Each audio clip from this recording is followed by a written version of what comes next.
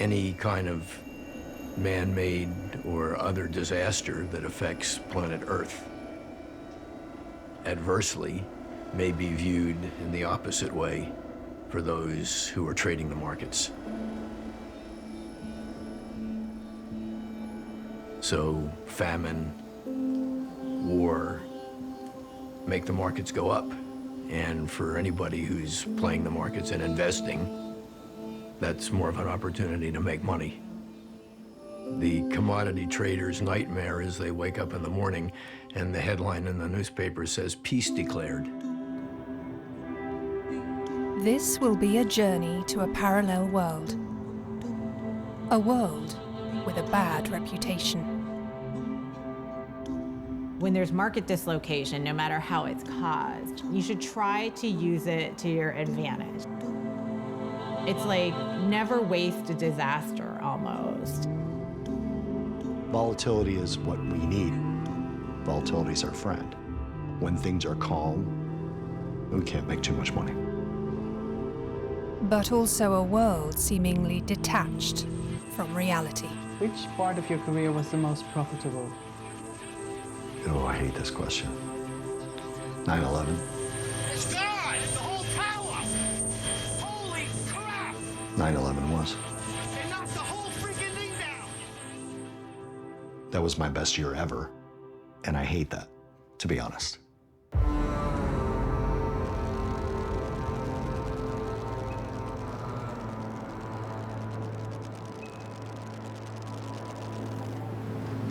There is a world made up of numbers. A world where you have to be the smartest or the fastest.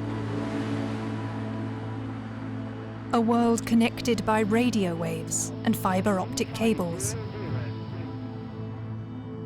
A world where you can make money if you think you know what the future holds. A world of fear and desire, where you can win or lose. I call this world Planet Finance.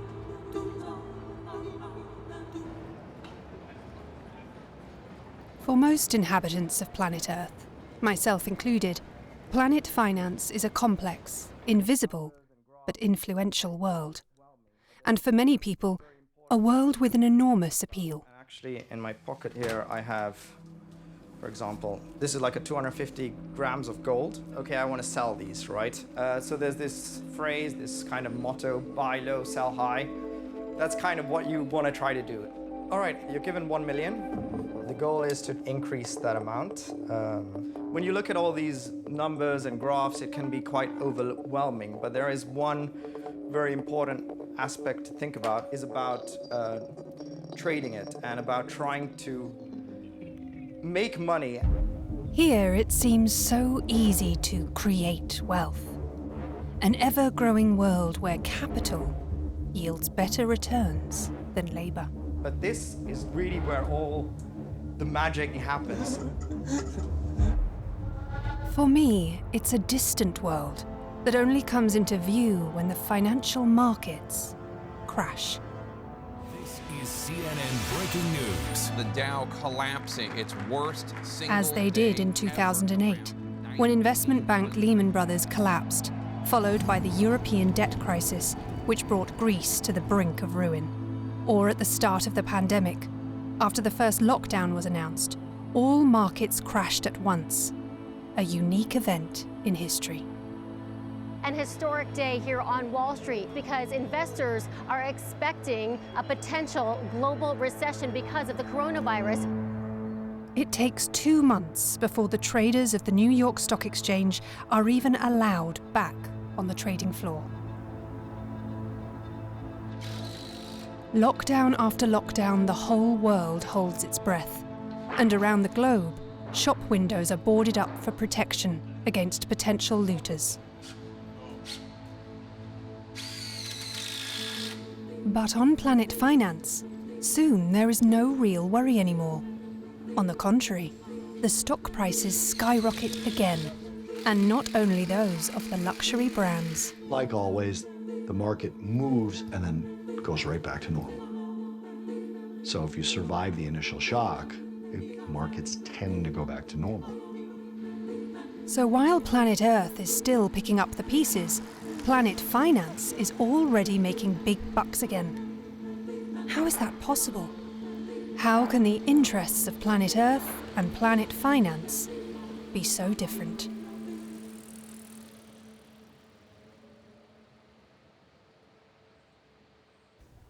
Looking for answers, I arrive in the mansion-dotted woods just above New York City. Most of the inhabitants of planet finance aren't exactly eager to provide insights into their world. I wrote 2 books sitting here. Music going, good place to write. We don't want to tell the truth about, some of the pricing structures here and how they impact, the real world and, that kind of stuff. This former trader does want to talk. He spent decades on the trading floor, but now has his doubts about the way planet finance functions. Plus, he has already made his pile, so he can speak freely to me. We create money out of pieces of paper, worthless pieces of paper, worthless. But, the world decided that they had value. And so we found ways to create, make a living from that stuff. It's just a construct so that, people can make money. I tell these stories and I laugh about them and everybody's eyes roll back into their sockets. And after a minute and a half, this is boring, I gotta get out of here. It doesn't hold any interest for anybody. Nobody gives a shit. Except for Michael. He knows the truth about all this stuff as well as I do, He's really the guy you should interview. I mean, he's amazing. He's a very bright guy. Michael. That's Michael Marks, another former floor trader. He turned his back on Wall Street a long time ago. The nature of Wall Street is every man for himself. Kill or be killed, eat or be eaten. I mean, that's the nature of the beast. And so that wasn't something that resonated with me enough to stay there. There we go. The nature of the beast. To understand what that is, and what planet finance has become today, it's important to him to first explain how things used to be on the trading floor. Now, let's see.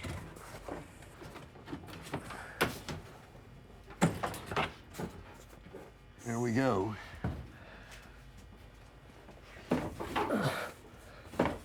Is that upside down?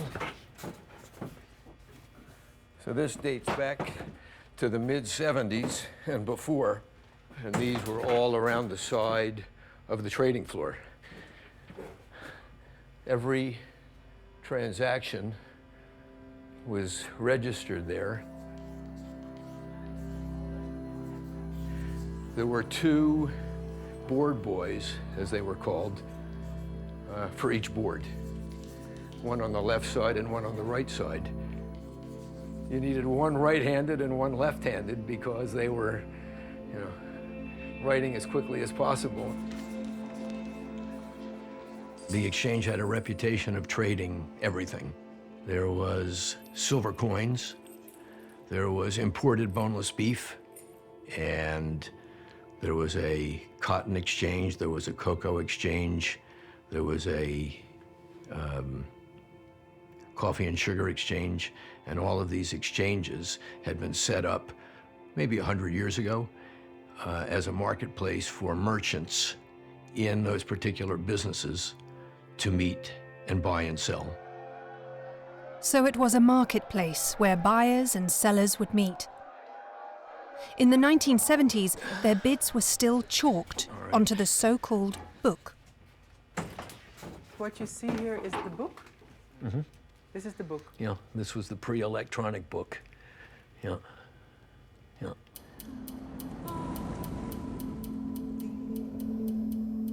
A blackboard.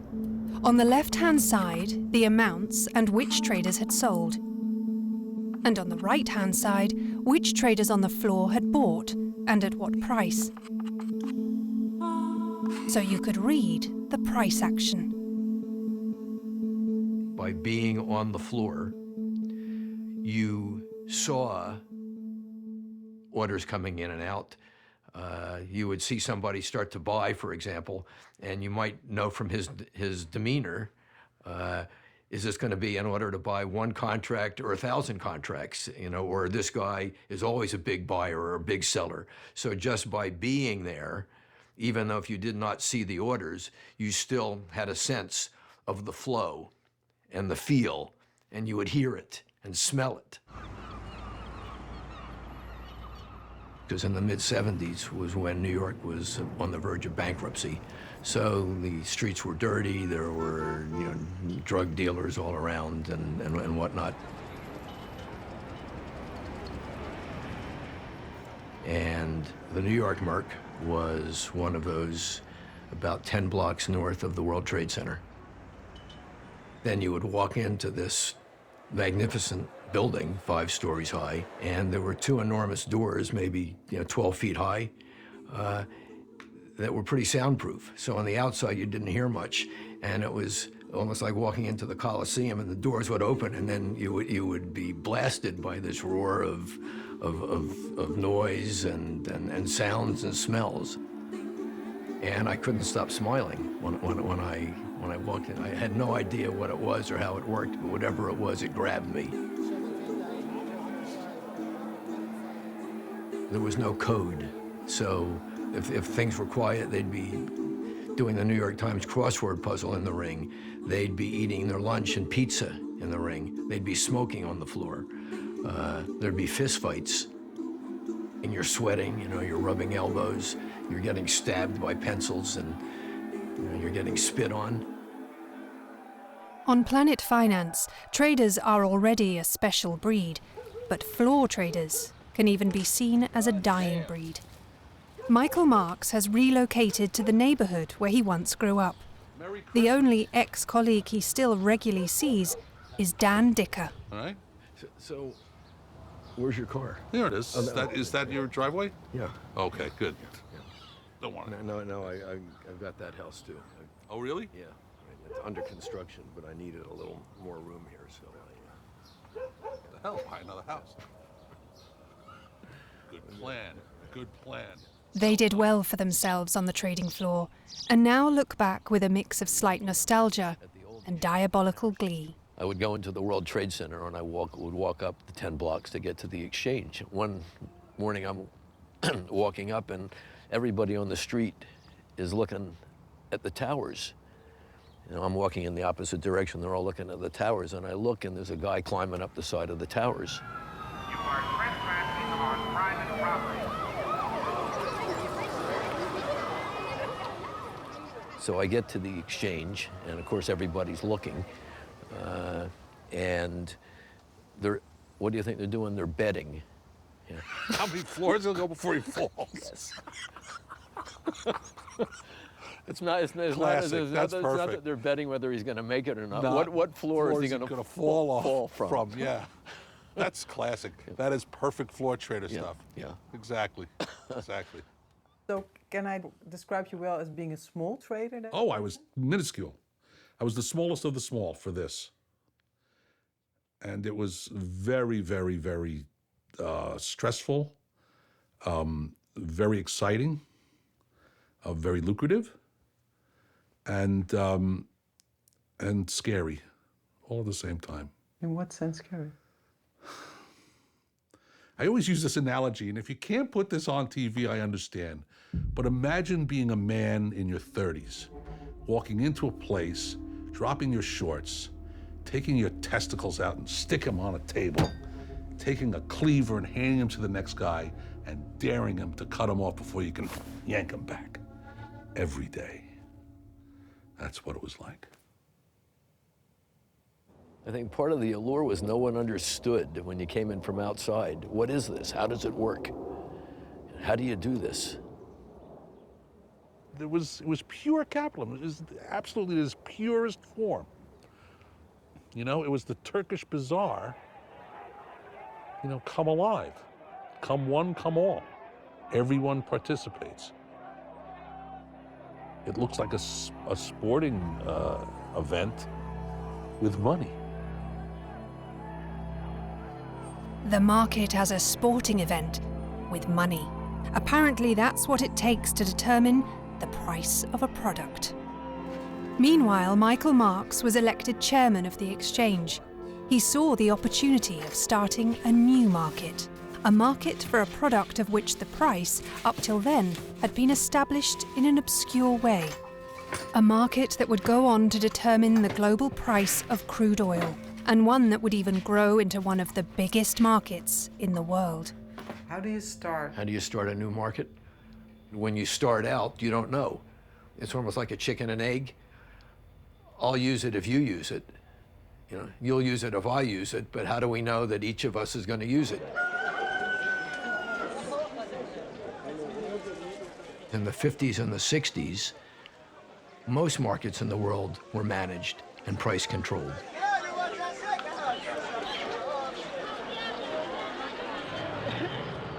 Oil had always been a monopoly or an oligopoly, which meant that there was one person or a group of people who were controlling the production and setting the price. You didn't know what prices were. They would meet in a tent. I'm exaggerating, but all the producing countries would meet and they would powwow, and then someone would emerge from the tent and say, the price of crude oil is now 8, or the price of crude oil is now 10. So that was how prices were set.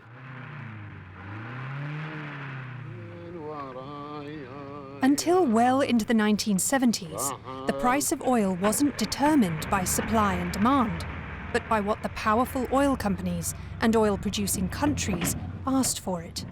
So Michael Marks thinks there has to be another way to do this, for a product that's in such high demand around the world.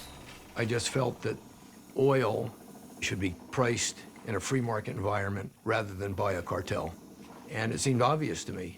I couldn't understand why others didn't see it that way. I mean, a couple of people who I knew said, you know, it'll never work. The major oil companies will come in and they'll kill it. After, I think when the Shah was overthrown in '79, that's when things really got out of control.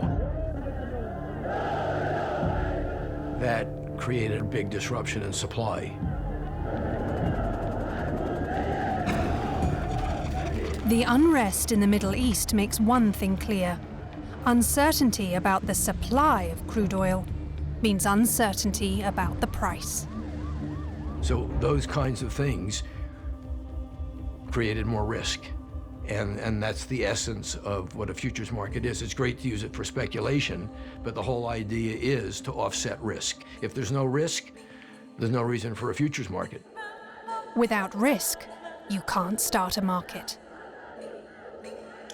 Michael Marks isn't going to sell the oil himself, but starts a market for so-called oil futures, to be bought and sold on the trading floor. A future is a bet on the price of crude oil going up or down in the future. From now on, the global price of oil is determined through speculation.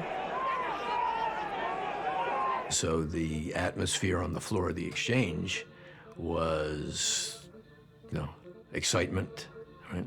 Thrilling, the market's up, opportunities to make money.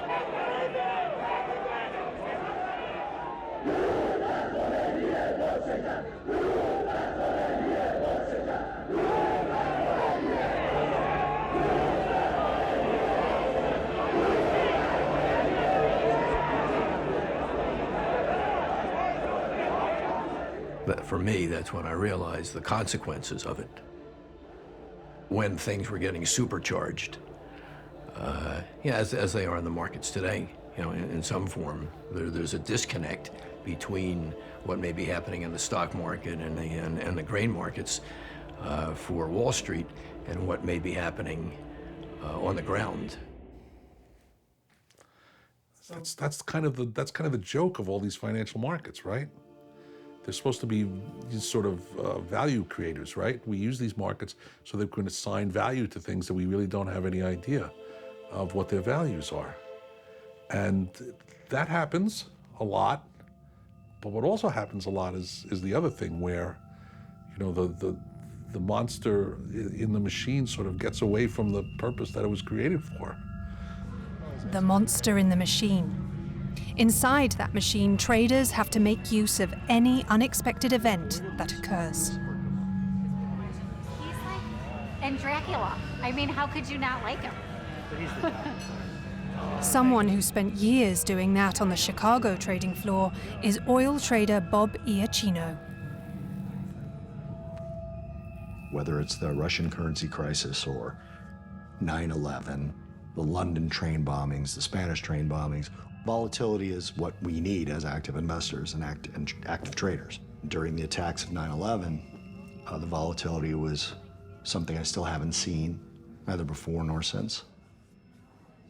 So for people who don't understand what volatility is, the very simple explanation of volatility is it's an expanding or a contracting of price ranges.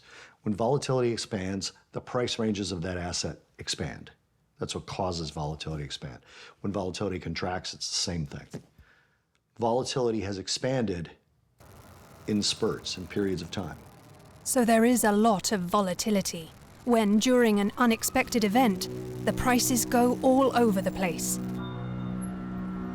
And that gives a savvy trader a chance to make a lot of money. Because things change and the price just goes haywire.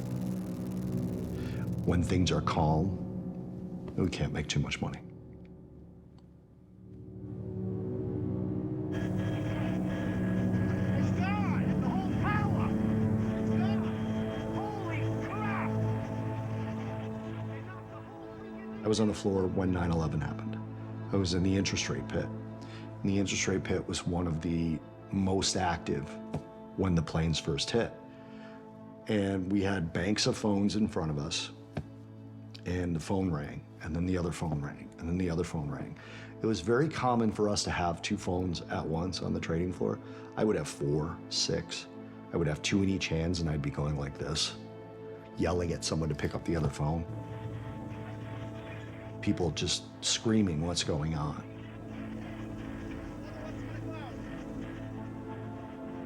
It's interesting when you hear people say what's going on when they can actually see what's going on. There's a weird psychological thing that they want it to be explained as to why it's happening, but they're saying what's happening. Like you can see in front of you what's happening, but if I tell you why it's happening, how is that going to change what's happening? And that's kind of a shortcoming of a lot of traders is they ask what I consider to be the weakest question in the hierarchy of questions when you're an investor, which is why. You're sitting there wondering why something's happening, and while you're wondering why, it's still happening. So you have to react. So you are a what person? I'm a what person, yes. Why comes later. Why is a hobby? Why is fun for me? But what is what I do for a living? Our trader survived 20 years on the Chicago trading floor by not asking why something is happening on the market. Meanwhile, Planet Finance is growing ever faster in value than the real economy. And Planet Finance is starting to bulge at the seams.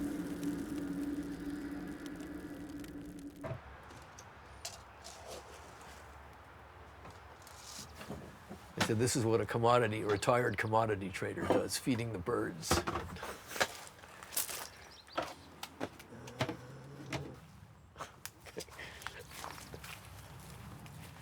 See, I've made the transition from what do you call it? Planet Finance to Planet Earth.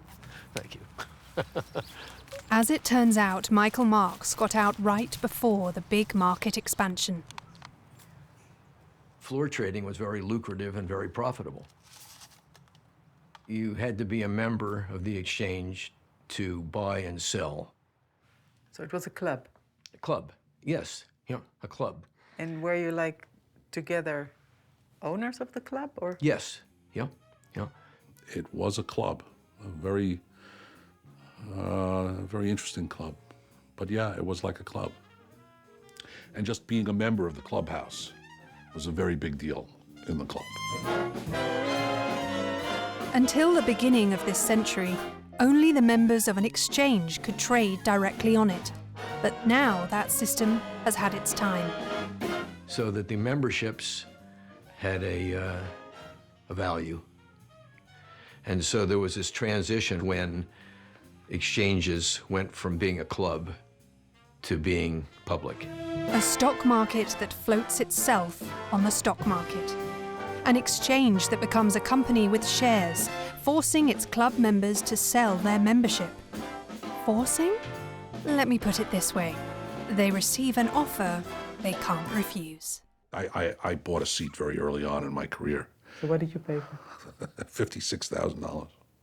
$56,000. 56. Well, I sold it. I sold it in 2000. I shouldn't say this, but I sold this in 2006 for $11.5 million. What? Okay. Yes, ma'am. It was a good investment. So you were just lucky? Just lucky. Just lucky. It was like hitting the lottery, but it wasn't like one person hitting the lottery. There were 400 floor members that hit the lottery all at once. I mean, it's a story that's never been told, and it's extraordinary. If you can imagine, you can't. I mean, how can you imagine something like that? So what did it mean for the exchange? Then, the exchange went into electronic trading. Around the turn of the century, exchanges across the globe become electronic. Now millions of people have a buy and sell button at their fingertips, on their computer or trading app. And along with these new customers, Planet Finance continues to grow. Of course, New York and Chicago are the mecca of the financial markets, but Planet Finance spans the entire globe, from the US to Frankfurt, Dubai, and all the way to Tokyo. Here at the Tokyo Stock Exchange, floor traders used to yell and gesticulate wildly as well. Today, it is more like a spaceship, where transactions are carried out by a computer. The role of humans is now reduced to keeping an eye on that computer.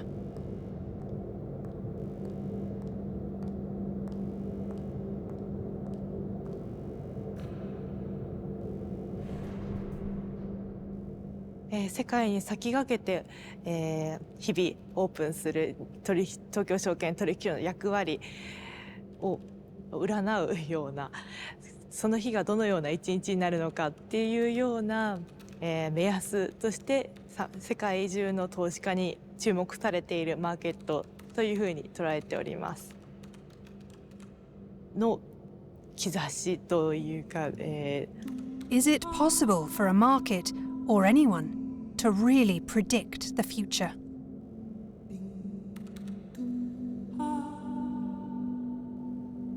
そうですね、予測不能な事象が起きた際の訓練であったり、そうですね、定期的に行い、備えてはおります。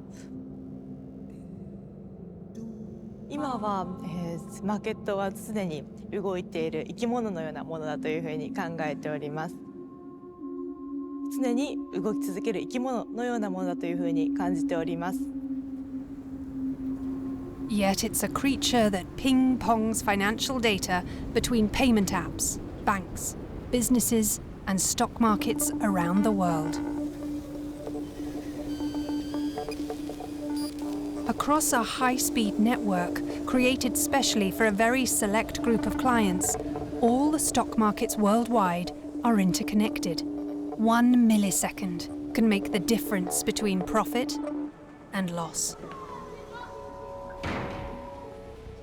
To understand how this works, I visit the designer of this network, the existence of which most people are oblivious to. We serve the people that buy and sell on the exchange, and it's mostly the professional traders. So things happen here, things happen there. People here need to know what happens here, and they need to know it very quickly. We're a bit the postal service of the 21st century. And so what types of information are being sent from one place? Oh, you would be very disappointed. It's super simple information. It's really saying, did the market go up or did the market go down? Or if you don't send anything, the market didn't do anything. It's very, very simple. And so why do they come to you? It's not because they love me, it's because we're fast.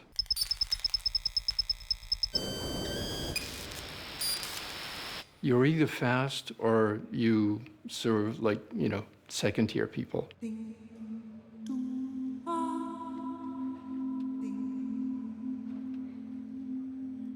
You know something's gonna go up and you buy it first, you probably win one increment of price, but if you can do it many, many times, then it accumulates to a sizable revenue. So you are connecting the world's exchanges? Yes, we're really connecting the most important ones. Don't forget, the trading floor as such doesn't exist anymore. Transactions now take place in data centers. Impenetrable fortresses where machines trade and compete with other machines. Boxes located in residential or industrial areas far away from the financial centers. In places that, ideally at least, are free from dangers such as earthquakes, nuclear disasters, and terrorist attacks.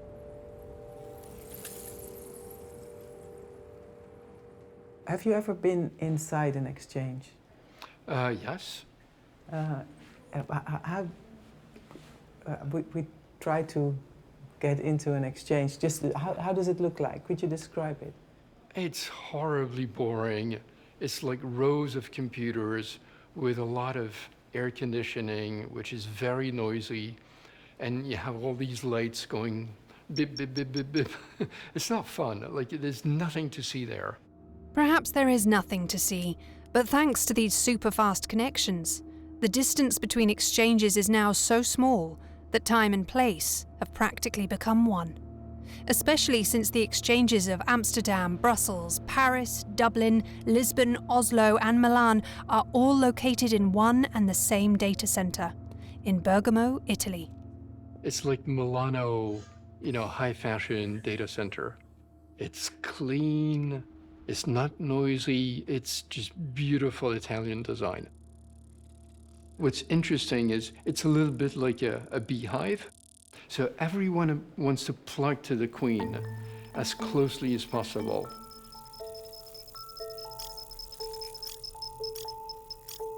Some exchanges organize their data centers so that the distance to the queen, to the matching engine, is always the same. What's a matching engine? It's just another computer. It's a computer which takes buy and sell orders and matches them. That's why it's called a matching engine. The matching engine. It's the modern version of the trading floor. The book is now electronic. Supply and demand meet here. This is where the price is set.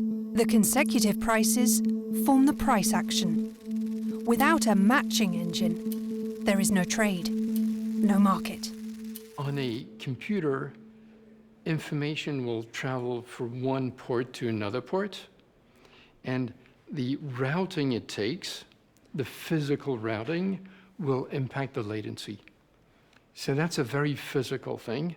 It's not a physical thing that you'd be interested in, or that 99.999% of the people might be interested in, but it's a physicality that matters to professional traders. But apparently, for this 0.001% of professional traders, this speed is important enough to roll out a network that's worth hundreds of millions of euros. How does our physicist do that? To show how this works, I've come to the east coast of Japan, because this is where the global trading day opens, and where, from the other side of the ocean, a special fiber optic cable enters the continent. Financial data is sent through this cable, such as the closing prices of the Chicago Stock Exchange, or a new interest rate. 海底ケーブルがこの辺からこう入ってるっていうのは昔から知ってはいるんですけど、結構詳しいことは全然わからないですね。何かいろんなものがこう通信されてるんだろうなって、そんなことぐらいしか、知らなかったで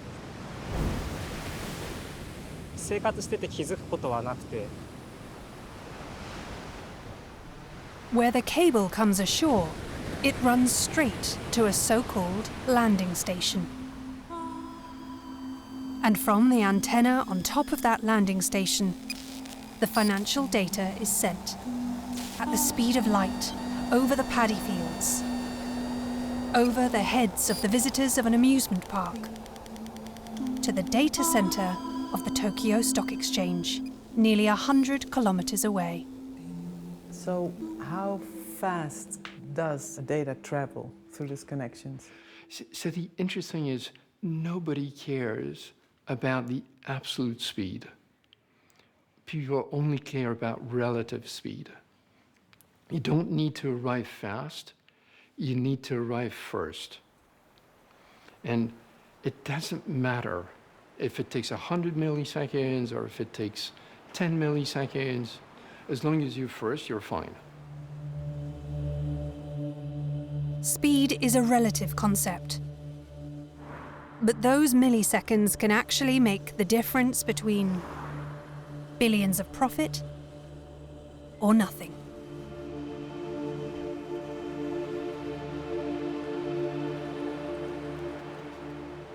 Globally, my clients probably make up for more than half the volume on the big exchanges. It's huge.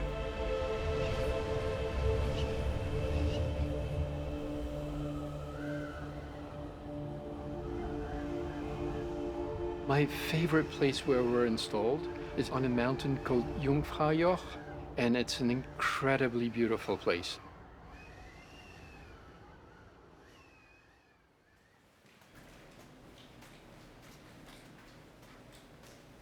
When I go on vacation now, and before I used to look at churches, now I look at antennas. You know, it's just, it's the only thing I see.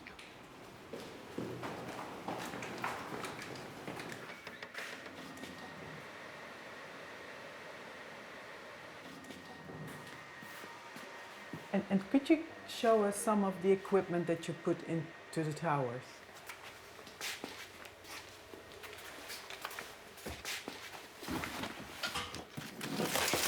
Oops.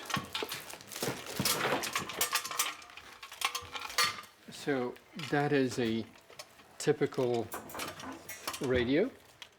This produces the signal, and it's directed to the antenna, and the antenna shoots to the other antenna, which could be 100 kilometers away. If you plan a connection to one exchange and another, how do you go about? It's super simple. So first you have to not be on the side of the flat Earth people. You have to recognize the Earth is round. So you drop a pin on one exchange, you drop a pin on the other exchange, and you draw a line between the two. And of course, it's not a straight line because it goes around the Earth. So it's called a geodesic. And what you want to do is you want to put your towers on the geodesic, that they need to see each other. But my business is very predictable. I do a very simple plumbing in a very complex world. We started out with chalk on a blackboard, and this is where we are now. On Planet Finance, the future already takes place, milliseconds from now.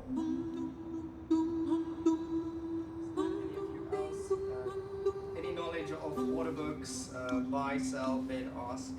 What then is the role of the trader in this network of cables, antennas, and machines? All right. This former high-frequency trader, who bought and sold within milliseconds, initiates a group of econometric students into the game of Planet Finance. Let's cause some chaos. Black Swan. Yes, I'm in. All right, here we go. The bid for 40,000 there. I don't know if anyone wants to sell to that 40,000. Okay. Another bid for 35,000. The 34,900 is trading. Oh, look, there's a bid of 35,000 there. Oh, I've almost messed up.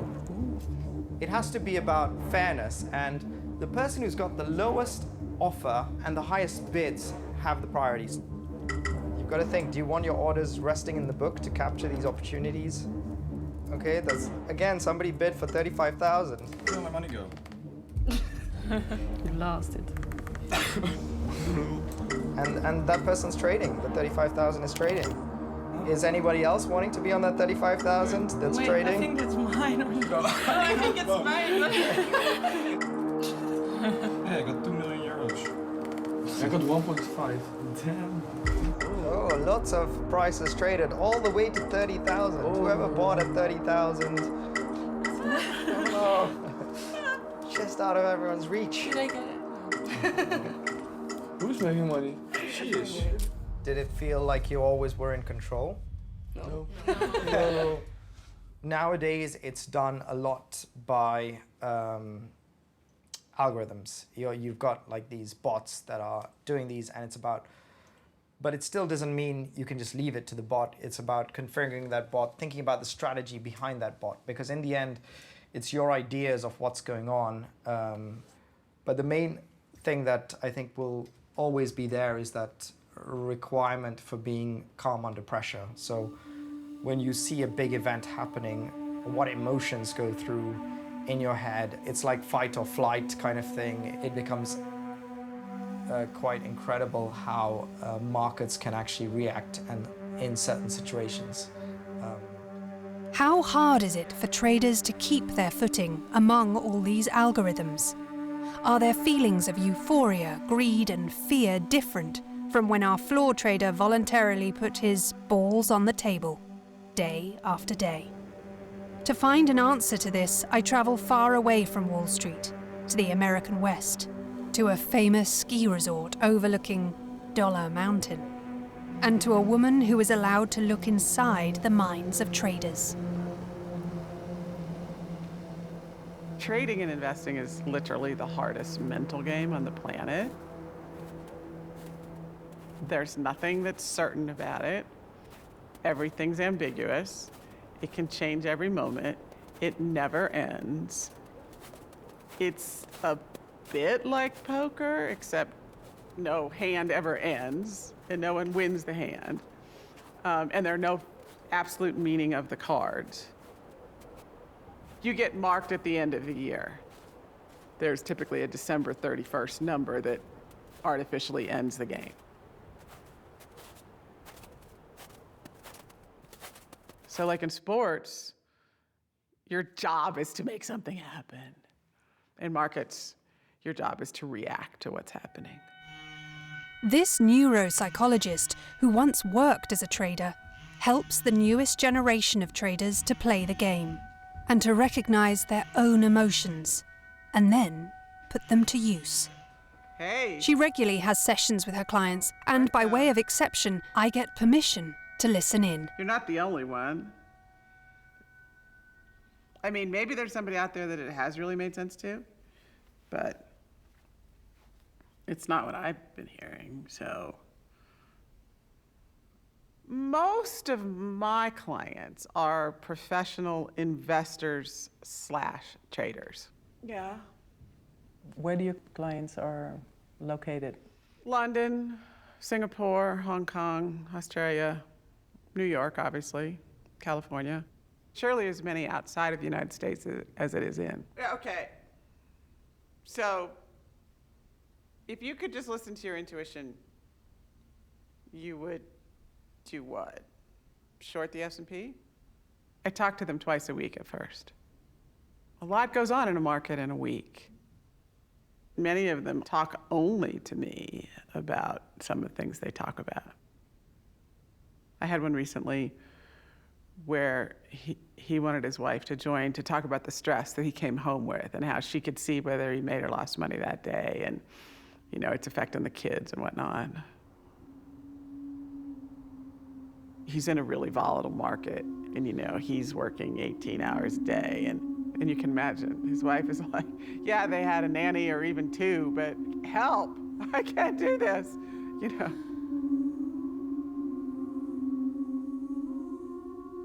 So, I mean, on some level, you're afraid, right? So if we did like 1 to 7, how afraid? The guy, they'd give him $1 billion to trade. I mean, he's 40-something. And they get on the phone with me and say things like, but I didn't make money today. I didn't make money every day this week. I made money 22 days before that, but I didn't make any money this week. I'll be like, you know, they're still like, they held themselves to this really actually irrational, and I don't use the word irrational too much, but irrational standards. And they ask you to talk to the biggest investor. That doesn't mean anything. Sorry, I'm laughing at you. So I'm laughing at you because it's like, I don't think they're worried about your performance or your perspective. But you made money, didn't you make money? The nature of playing the market game, no matter who you are, is assessing what you think you know, how it will play out, and being simultaneously aware that there's stuff you don't know. There's usually a reason why a market moves happens, and some group of people, meaning some amount of money, are trading on that particular reason.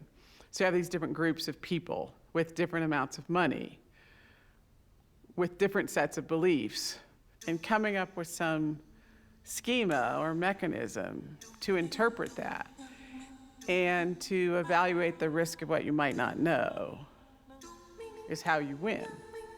Always had this kind of notion that the market is kind of there to make you humble, you know, because every time you have this kind of, you have this winning streak, whether you're a researcher or trader, whoever, invariably the market will come back to punish you and you'll lose that winning streak. It's just impossible to be this perfect prediction sort of machine. So right. There's this like constant chipping away at your ego. Well, first of all, it's the hardest game on the planet. You know, it's completely uncertain and it's completely ambiguous. It's kind of this interplay between the superego and the ego, and or in theological terms, it's like God and man, and you know you're trying to become a god yourself, but then God reminds you that there's only one God, and you're going to be punished, and you're going to be, my smite will come upon you or something. Like, I'm constantly asking my clients, what's the worst going to happen? How could it go wrong? Well, what will it mean if you're wrong about this? And it's uncomfortable to deal with the fact that you can't know. And it's that feeling that caused you to do something. It's that feeling that it caused you to recommend. It's the lack of that feeling, let's say concern, doubt, anxiety, fear, panic, that might cause you to hold back. So you have to come up with some lens through which you see what seems to be like a chaotic system. Just the ability to tolerate taking a risk. So you have to enjoy risk. Yeah, I think that's fair. Enjoy navigating, enjoy playing with it. So it's about playing with risk.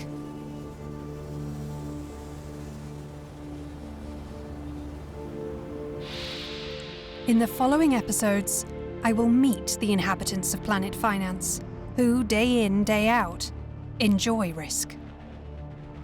I will show how risk can be a business model. So how do you make a business out of that? Well, the business is being able to predict that risk and price it. This one's personal. Is this a little too personal to go into? How you can make risk work for you. And sometimes using the risk to your advantage means not losing a ton of money. I won't offer investment tips or wage a crusade against bankers or the top 1%. But I will take you on a journey to a world which is ours, yet also a planet in itself. I call this world Planet Finance.